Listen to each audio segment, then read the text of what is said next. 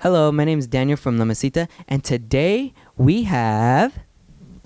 Nathan, cAREfulgiANTs, Careful Giants. Yeah. So a little bit about Careful Giants. It is a bedroom composed music for a self-proclaimed sound artist, employing nerd machines, samplers, and a laptop. This 21st century nomadic mystic mixes found sound collage with psycho-spiritual humans that sit on top of the bed of experimental beats steeped in rhythm traditions from around the world. So, what inspired you to become Careful Giants? I have always made music, I guess. This is more of like an electronic thing, which I'm not normally steeped. I play mostly guitar, but I've acquired some samplers and some machines, and I decided I wanted to make music by myself, and yeah, that's why this started. So before Careful Giants, were you part of any other projects? Yeah, I'm in this band called Dos Santos, which is a band based out of Chicago. I play guitar and sing in the band for the last 4 years. Yeah. So I have a little question about Careful Giants. On the name, there's parts of it where they're capital. Are there any reasons why R and ant are capital and the other words are just lowercase? Yeah. Okay. So it's like, so why did you decide to make those like lowercase and uppercase? Is it like kind of like Careful Giants are ants in that kind of way, or? A little bit. I think I just like the way that it looked more so than. I always like to extract things out of sort of more mundane things, and I, thought that Careful Giants sort of resembles something to me, but I wanted to bring something out of it, and so, yeah, as a look, I thought it would be cool to put frame R, and then ants. Yeah. All right, that's honestly like it kind of sounded like you're trying to like do like a little thing like Careful Giants are ants, small. They're big, but they're like small inside, So Yeah, it's a bit of a play on words. A play on words, or more just like a dichotomy or something that is, if there's giants, if you can read giants in the name, and if you sort of see the perspective of an ant as being a giant, that would be kind of interesting. I don't know. Maybe that's kind of what I'm talking about. So, since you have all these samplers and you use laptops and you employ some nerd machines, what is the process of making some of the music? Well, for a long time, I just kind of accumulated sounds, which it was sort of like a new thing for me. I was listening to Björk talk about her music and about how she kind of moved into electronic music by way of accumulating sounds, and that sounded like really interesting to me. So I started to do that, and that was like through this this particular machine called the OP1, made by Teenage Engineering, and I got that back in like 2012, and I just started to accumulate beats, accumulate sounds, and sample them either on the OP1 itself, which also serves as a sampler, and then also like on a computer. So, when making your music, do you think that the listeners out there, do you hope your music has like an impact on the listeners by any chance, or? I hope that it, I guess, gives an impression or an experience, or something that is like food for thought, and maybe something that you can, like not only listen to but interact with in a, you know, as a viewer, as an observer, as a listener. So you were born here in Chicago, correct? I was born in Illinois, actually Peoria, but Peoria. yeah. So growing up in Peoria, did it impact how you produce music, how you listen to it? Were there any impacts from living in Peoria by any chance, or was it just like, oh, I like every kind of music? To go a little bit deeper, Peoria is like where a lot of my family originated. I mean, to my knowledge, I was born in a household where my father was a musician, and my grandfather is a musician, my grandmother is a musician, and so that's always been a very big impact on sort of my musical evolution, I suppose. Yeah. So, other than Illinois, when going around the United States or around the world, have there been any places that impacted you musically or as an individual? Absolutely. I think anytime, like, I mean, it's funny you bring that up. I mean, when I ride my bike around the city a lot. I try not to drive unless it's really cold. But when I ride, I'll hear different things, and I tend to want to capture those sounds and use those sounds because they're just sort of things that won't happen very often. And so I try to use that because I feel like it's part of my experience, and it's also part of I always want to squeeze that experience into whatever I'm working on. So every once in a while, like if I'm working on a track and I'm like, riding through a neighborhood and there's a church and there's like church bells, I'll quick like grab my phone and sample the sound of the church bells and kind of be like, oh, I'm going to put this in this track that I'm working on. And so, yeah, that's kind of typical with regards to sampling and I guess just my experience. But yeah, absolutely, all music, all sounds, I'm pretty sensitive to sound, and I tend to always want to know more about what I'm hearing, what I'm listening to. So, for your album covers, who does the album covers? Who like makes it? Yeah, my brother's a visual artist, and he's a graphic artist as well. And I always want to try to get him involved in what I'm doing because I think he's like my best friend in the world.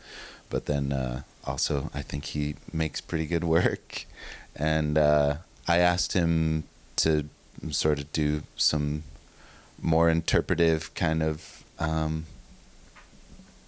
graphic design for some music that I made, and he's always down. It's really nice. So speaking about being the album covers being interpretive, do they have any meaning by any chance? I mean, there's what part? What kind of what do you mean? Like, do they, like, in general, like if they have any meaning to the viewers, or if your brother puts any meaning into it by any chance, or if you have meaning to it? I think it was sort of his decision to kind of mix, I guess, like the there's like a couple different visual things going on there where there's like some organic thing in the background. It looks like a tree. And then there's also like a newly constructed kind of building that's being superimposed over the top of the tree. And then also other kind of like digital looking pixelated things, which I think definitely informs the music a little bit. When he showed it to me, I was super thrilled. I mean, it was really, yeah, I like that imagery. So, for your samplers, do you just go by random, like, say, for example, like, speaking with your bike, do you just like to ride around the city seeing what kind of sounds you can grab? Or is there, like, a way you want to go for the samplers? Like, do you know what kind of music you want to make and just try to pick and choose from there? Or do you just go and explore? Typically it's of the moment.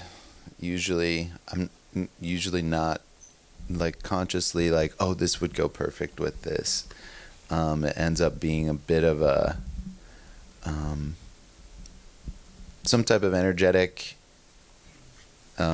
tangential kind of feeling that this song just kind of needs something. It needs some type of atmosphere. It needs some type of bed to lay on, or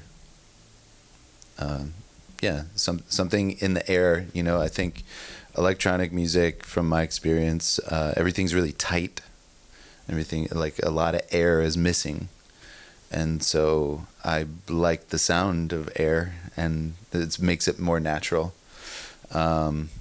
And so, yeah, when, like, grabbing whatever, like those bells I was talking about, like, that was something I just felt like, well, this is gonna give room for something, or I was just like, oh, I love this sound. A lot of times I'll you never know if you're gonna, like, use it in the future, or I never know. Sometimes, like, I've been speaking with someone and they'll say something like really profound, and I'll be like, wait, can you say that again? And I'll try to, like, get that part of the conversation recorded. Sometimes it doesn't work. But so kind of like a miniature library, just in case, like, you can, like, let's see, here it is, Yeah, I like archiving and documentation and that type of thing. So, I don't know, like, on your bio, you said that you have, you employ nerd machines. What does that technically mean? I feel like it's a slightly newer term. There's a lot of, there's a lot of machines, I think, that have evolved over the last, like, 20 years. I mean, electronic music has always been about machines and new gear and that type of thing. And so, the nerd machines, there's this great place actually in, I think it must be like Lincoln Square or something. It's like, I'm plugging right now for this place, but it's called the Nerd Audio store, and it's like Belmont and Lincoln, and they have, like, some synthesizers, some beat machines, and then they also have a lot of sort of Eurorack machines, which So is that kind of like your, like, one-stop store, like, if you need, like, a certain thing for the new music you're about to make? It's sort of like a place where I go and dream about, if I had a lot of money, I'd go in there and I'd buy the whole store, and then I'd be lost forever, because there's so many things you can do with just one machine. I think you can really get lost, and I've gotten lost in the OP1 and then also the SP404 that I use, and I use those as sort of like a bouncing mechanism to kind of texture sounds and mix sounds together. But yeah, nerd machines. I don't know why that's like an accepted. Like, you ever had, like, what was the most like things you took in out of there, like, for like a little timeout, From the store? Yeah, from the store. Like, how many items have you, like, borrowed from? I haven't borrowed anything. I've only bought like some some things, some chords. I bought a new audio interface from them, which is something that you need to make music from. It's sort of like something that you plug into that goes into your computer, so that you can capture sounds. Soon I will go there to buy a keyboard, more or less like a controller, almost like a MIDI controller. But I have a new machine that's made by Teenage Engineering called the OPZ. And the OPZ is this. It's a multimedia sequencer, is what they call it, and it's a fantastic little machine. The buttons or whatever you need to play are very, very small, and my fingers are not that big by any stretch of imagination. But it would be nice to have a keyboard that I can have, like, physically play. So I'm gonna buy a keyboard. I'm gonna buy a controller that I can use the OPZ. And then you can start using like more little sounds and whatnot. Yeah. Yeah. I haven't really discovered the OPZ as much as I want to, but that'll take a number of years, I'm sure, to kind of really, extract more things and make more sounds. So, what kind, like, this is a little small little question. Yeah. So, what's your favorite type of music? Like hip hop, R&B, just little country rock.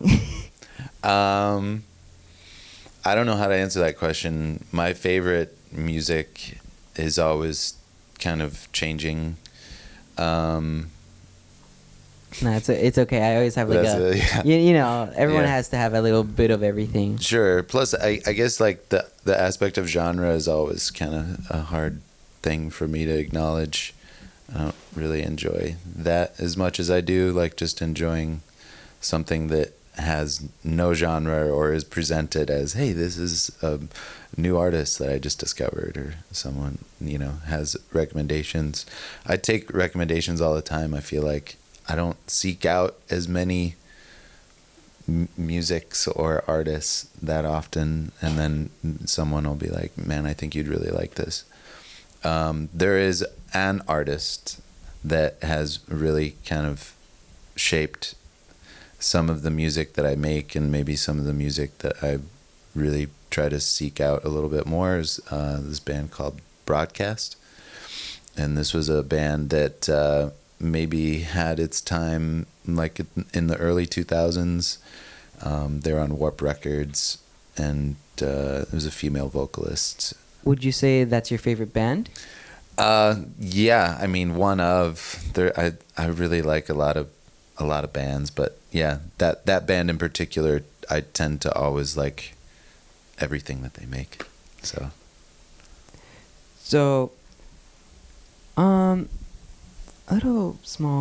Another little small question, and I don't know how you respond to this, but have you ever just sat down, just like listening to your music in like the morning, and just sit down, relax with like a cup of coffee, And would you ever do that?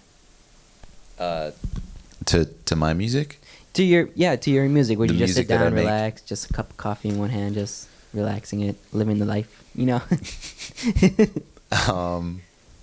I guess I never have. I don't think I've ever.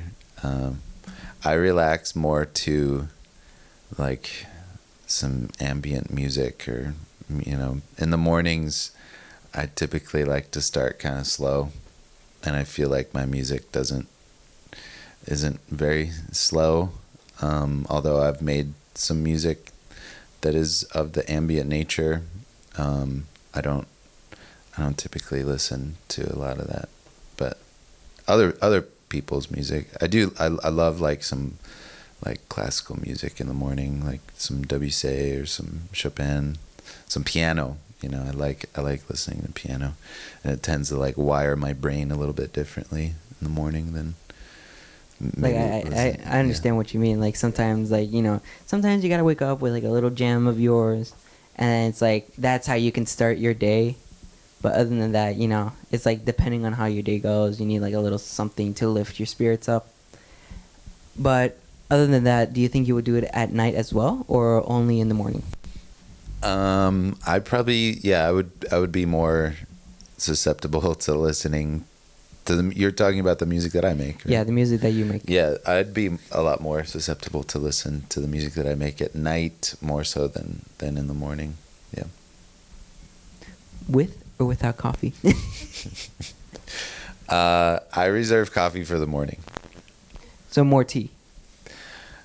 Yeah, maybe tea, yeah. A healthy option. Very much so, yeah. Well, thank you. This was very informative. And now I know to drink tea at night instead of coffee. Well, thank you for coming once again. Do you have any social media that we can go follow you in by any chance, or? Yeah, my sort of personal social media is I'm mostly on Instagram, not really on Facebook, but I am on Facebook. You can look me up. It's Nathan cAREfulgiANTs on Facebook, and then also Nader Echoes and the number 8 R and Echoes on Instagram. And I do a lot more stories. I did some stories earlier when we were setting up, and I was getting a view of all the cool things here. Yeah, it's pretty cool over here, you know. Super cool. Yeah, this is a really nice space, and y'all are really awesome. Well, hopefully you enjoyed the interview, because I really enjoyed it. This was a pretty great interview. I'm not gonna lie. Thank you for saying that. Yeah, no, I appreciate it. I appreciate you having me and asking some really cool questions. And I hope that you like the interview as well. Hopefully you guys like, comment, and subscribe to our YouTube channel. And we'll be having a mystical show in a bit. Stay tuned.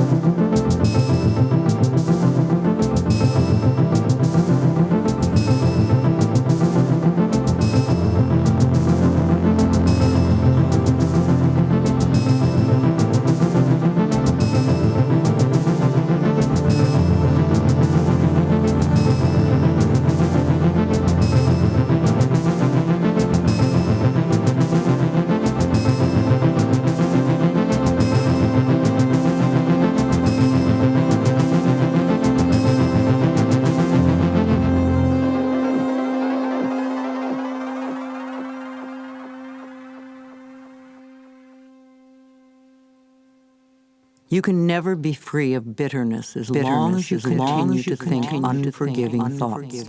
How can you be happy in this moment if you continue to choose to think angry and resentful thoughts? You can never be free of bitterness as long as you continue to think unforgiving thoughts.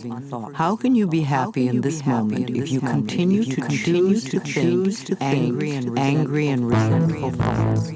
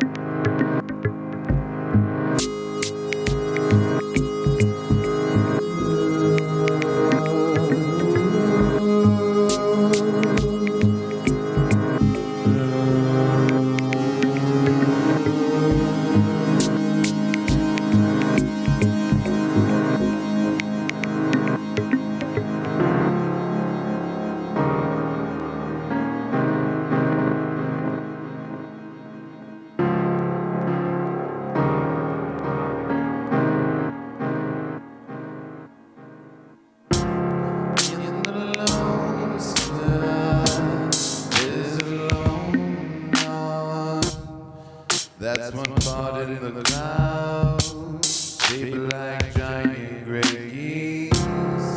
In the lone sky, there's a lone knot. That's one part in the sound, discovering every beat. One part that's torn apart with a piece that's been catched by your strings, stretching my psyche, stretching my psyche.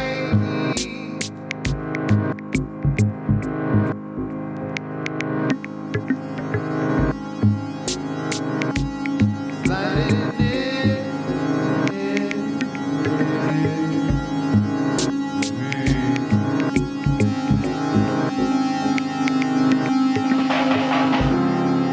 in the lone sky, there's a lone knot. That's one bar going down, making all kinds of heat.